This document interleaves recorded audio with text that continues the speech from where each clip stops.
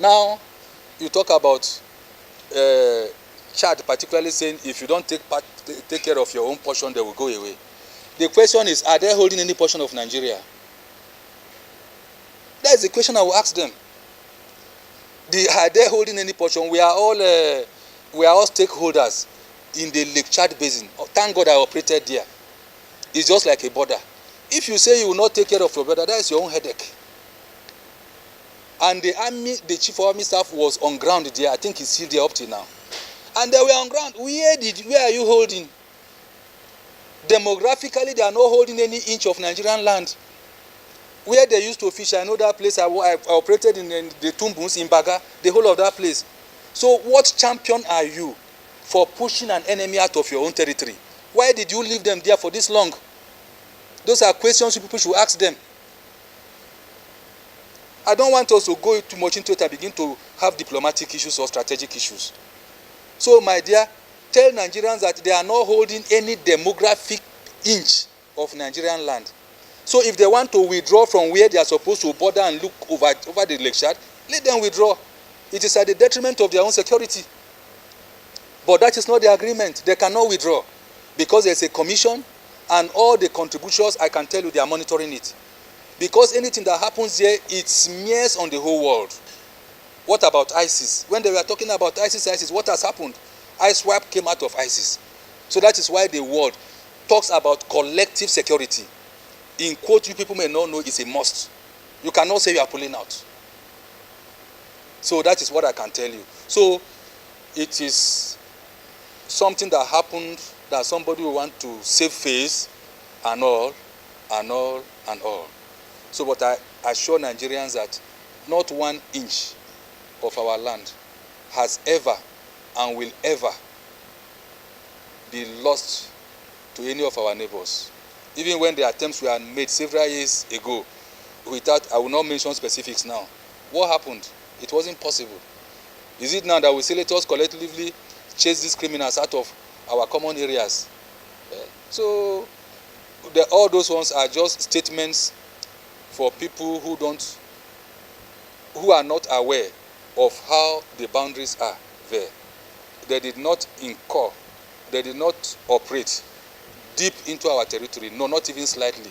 It is just a normal boundary. You ensure that you keep eye. Where did they keep their eye before those people went and entered there in heavy numbers? So, and I don't think it is fair enough for them to have thrown that thing into the media as it is now, because a lot of revelations will begin to come out that may not be healthy. But I can tell you that we are working very well with them. On the final note, we are working, that is the multinational joint task force is coordinating the activities very well. I don't want people to begin to listen to all the media interpretations. And that is why I'm happy that you are asking that question to Claire. So if you want the truth and the situation on ground, clear it from Directorate of Defense Media Operations. I can tell you that the multinational joint task force comprising Niger, Nigeria, Cameroon, and Chad, they are working well, and the planning team is planning well to rid the Lake Chad Basin completely of ISWAP and BHTs. First and foremost, by international standards and principles, you domesticate whatever you do. So must we, if it is true, if it is not a fake publication, because anything like that, any suggestion should come through the normal channel of communication, that is through their embassy, then it can be considered. We have to be careful of all these fake reportings, all this mimicking and rubbish and nonsense of the internet. My dear, I will only take it seriously. The Minister of Defense came here. If we begin to take every report on online report seriously, I tell you, we're going to miss our focus. I am happy you say it. Where is the person?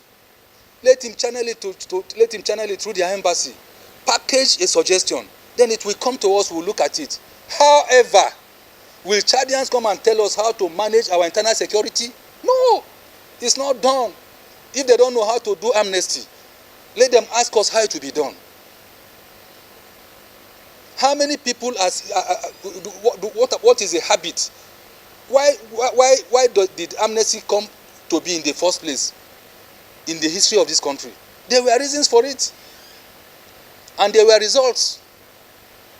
All conflicts at the end of the day, sometimes most of them, end on the conference table. So categorically, we cannot look at any publication online seriously. There is a proper channel. I tell you that if somebody stands up, pass it through their embassy, through their appropriate channel, foreign affairs, one day, it comes just like their press release, that they didn't mean bad, this didn't happen, and they did not mean it. And you can see the statement on that press release, how we have dealt with them and all. Above all, you don't carry another country's domestication and put in your own. If it is true, if they do away with people, why don't they kill all those people that the 58 immediately? Why don't they just fire them when they surrendered? If I thought there were any people that surrendered, they say they killed 1,000. Did you see their corpses? Did they show us their corpses? I say, let us not talk too much. So, my dear, my response is that I, as the the coordinator, my response is that I will not, the armed forces of Nigeria, and I don't encourage the country to even take any online assertion seriously.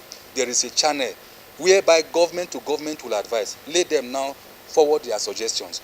Then we can tell them our stand.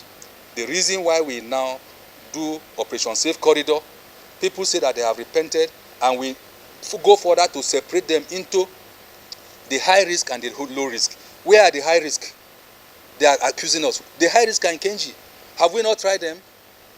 They have been tried. When I was DDI, several of them were tried and sentenced, and some are serving jail terms.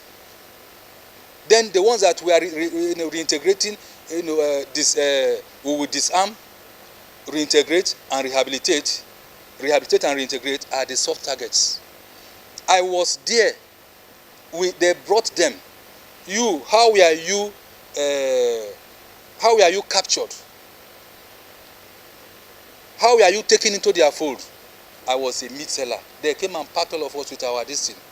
You are a vulcanizer. What were you doing for them? Few of them, one said, I carried weapon, I even participated in the operation, and you could see the sign of where his ear was cut off, everything cut off. I interacted with them. The soft targets, are you ready? After the profiling, those that are ready to be integrated. So it is not that you just carry all of them, I am repentant, you will still be profiled. If you are the ones that should face the law, they have faced the law. And I can say that if that is what he's talking about, then any person who has done that has goofed. All that they wanted to do probably is to begin to set the public against our efforts, which is wrong. So people should not take online fabrications, line, hook, and sinker, and begin to think. When you are in doubt, let us know and we'll give you the response. Finally, the response is that once they surrender or they are captured, they are profiled, separated into the high risk and then low risk. Low risk, those who say, there are people that surrendered. Even yesterday, I'm waiting to compile it. The next time I will give you the figure. They are surrendering en masse. And the law, international law, law of war says that if your belligerent or the enemy surrenders, what do? You take him as prisoner of war. That is if it's a conventional war. If it's not a conventional war, all other conditions that apply, you apply to them. You treat them humanely. And Nigeria is a law-abiding country just like its armed forces. So once somebody carries the weapon, hands up, even if you don't have weapon, I'm in the bush, I've been fighting, I've surrendered, you treat him by international conventions. So if they say they will not follow conventions, we follow.